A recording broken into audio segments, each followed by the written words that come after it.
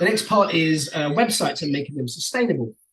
Now, loading a website can use as much electricity as boiling a kettle of water, especially if it's a very image-heavy, video-heavy website.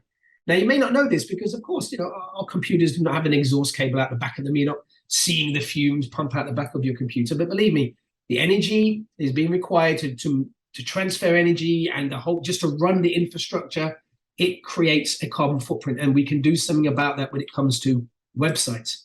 Now, Shrinker have developed over the last couple of years a very rigorous service to help businesses or anyone with a website, but specifically aimed at businesses, to, as we mentioned before, to measure the carbon footprint of a website. We're able to do a report that clearly delineates the size of the carbon footprint. We are then able to offer solutions to that company that they can implement to make sure their website becomes, I don't want to say smaller because that means I don't mean smaller, we mean more efficient. Yeah, we're talking about image optimization here. We're talking about code, unused code that simply bloats a website unnecessarily. You might not see it on your telephone, but believe me, the internet is having a lot of transfer of data between your phone and the server just in order to load. And that might be visible in terms of load speeds. It might be quite slow, but also in terms of the carbon footprint, it does have an impact. So once we have enabled a business to reduce the carbon footprint of the website, like I mentioned previously, we run a second report, we show you how much you've saved, but then we're able to provide a service where we maintain those levels, whether that be through things like consultation and training, through the provision of compression or data optimization technology, or it could be that we are able ourselves to run code on your website to keep it as energy efficient as possible. And of course, we have a stamp that we give our customers to say, your website, you have gone about trying to reduce the digital carbon footprint of your website.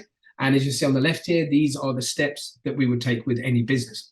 Now, one of the things you can do, of course, is move your business to a green host, things like that. These are things we can all do. There are certain data centers that run exclusively on green energy. If you would like, Shrinker Digital are able to help you transfer your website over to a server that uses that. And it's estimated you would slash your carbon footprint of your website by about 10% just by doing that, okay? So benefits of reducing your website's digital carbon footprint. Now, by now, I'm sure you all realize, gosh, by having a big website, if it's visited a lot of times, it's going to have a large carbon footprint. So of course you want to reduce that, yeah? The environmental benefits, of course, less energy equals less heat that's being produced. Now, we haven't really talked about heat. We have in terms of the data centers, but we're talking about just heat generally from the infrastructure. London has the highest concentration of data centers in the world. And that means they're all connected through switches, wires, cables, everything like that. And that generates heat. If you look at a heat map of London and you look at where the data centers are and you overlay them, you'll see there's a very strong correlation. By making websites more energy efficient, you're going to reduce that heat, and you're going to, of course, like we talked about, reduce the CO2 that is being produced. Now, what I haven't really touched on is the commercial benefits from having a more energy efficient website. It's going to load quicker. That's as simple as I can put it. And the more energy efficient a website is, it's going to load quicker. There are going to be less requests between the server and your device. The images are going to be in optimized format. They're going to load quicker onto someone's device. They're going to need less energy to load. So loading quicker, okay, yes, it's great for the environment, but it's fantastic from a commercial point of view. Especially if you're running an e-commerce site, milliseconds can be millions in lost revenue, because the quicker your site loads, especially onto mobile devices, now that's where a lot of the sites are quite slow, you are going to reduce your bounce rate. Now, bounce rate is where someone who's loading a website simply turns it off, doesn't want to load it because it's loading too slowly, or it's because they've loaded the front page, it's taking too long, bang, they simply don't even load the front page. That's key, because not only are you going to be losing potential revenue, potential customers, Google actually use bounce rate as a key metric in deciding where your website appears in its rankings. Yeah, so if someone types in your company into Google search, but you have a high bounce rate, it's going to appear lower than potentially a competitor with a better bounce rate. So this all is interlinked. Right? Another reason is if you can improve the user experience, the UX of your website, you are going to help people navigate much quicker through what they want to get to, yeah? If they want to click on this or that, by having a better, more cleaner experience, less clicks, less page loads, less carbon dioxide. And of course, by having more optimized content, such as, smaller data videos, You may even be able to put more videos up on your website, which could generate more sales, of course.